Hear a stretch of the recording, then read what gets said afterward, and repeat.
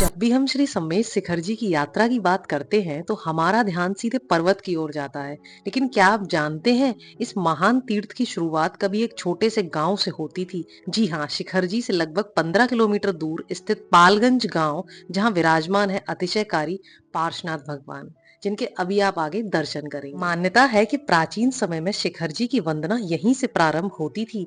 यात्री यहीं रुकते थे और फिर जंगल के रास्ते से राजा की अनुमति लेकर पर्वत की ओर बढ़ते थे। यह मंदिर लगभग 800 वर्ष प्राचीन माना जाता है और यहाँ विराजमान प्रतिमा जी करीब 2500 साल पुरानी है और चतुर्थकालीन है।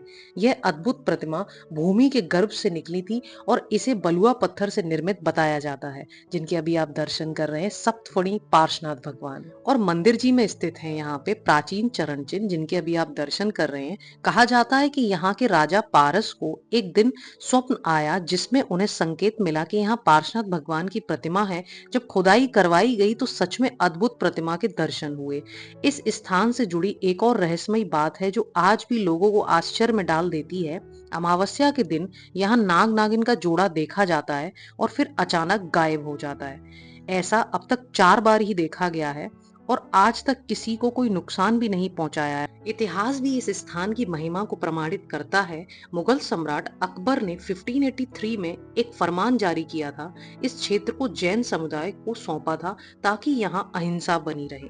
यहाँ दिगंबर और श्वेतांबर दोनों संप्रदाय के लोग पूजा अर्चना करते हैं, जो इस स्थान की विशेषता को और भी बढ़ाता है। इस क्षेत्र में कई अतिशय भी देखने को मिलते हैं। कहा जाता है कि एक बार जो पार्श्वनाथ भगवान की व्हाइट कलर की प्रतिमा जी है वो 3-4 बार चोरी हो चुकी है, लेकिन किसी न किसी तरीके से वह वापस मिल जाती है और मंदिर में उसको स्थापित कर दिया जाता है। लेकिन रास्ते में जो चोरों के साथ ऐसी घटनाएं हुई कि लोग हैरान हो गए उसको सुन के। और मूलनायक पार्श्वनाथ भगवान, जिनके अभी आप दर्शन कर रहे हैं, कई बार इनको यहाँ से ले जाने का भी प्रयास किया गया है, मतलब इनको यहाँ से मधुबन शिफ्ट कर दिया जाए, बट ऐसा मुमकिन ही नहीं हो पाया।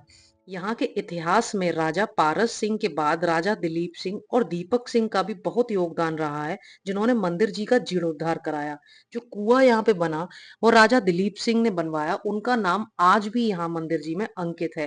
लेकिन एक सवाल आज भी मन में आता है, जहाँ इतना प्राचीन और चमत्कारी स्थान हो, जहाँ हजारों श्रद्धालु आते हो दर्शन करने के लिए और दान भी देते हो, तो फिर यहाँ की व्यवस्था इतनी अच्छी क्यों नहीं है। मंदिर जी में भी अच्छे से साफ सफाई नहीं थी जब हम वहां पे गए थे दर्शन करने।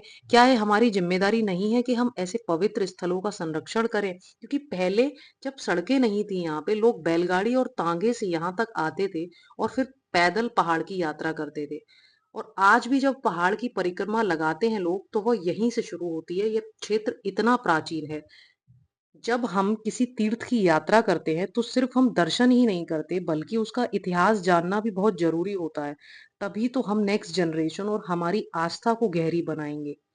आप जब भी शिखर जी आए तो पालगंज दर्शन करने जरूर आए।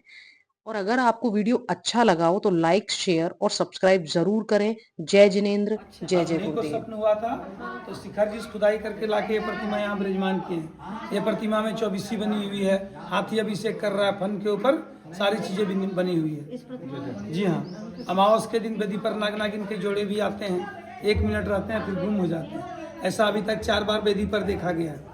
और पहले यात्रा शिखर जी के लिए यहीं से प्रारंभ होती थी। उस समय आपका जंगल से रास्ता था, अब तो आपका सड़क मार्ग है। यहाँ जो भी सच्ची हृदय सच्ची भावना से मन्नत रखिएगा, आपकी मनोकामना पूर्ण होगी। बोले चिंतामणि पारसनाथ भगवान की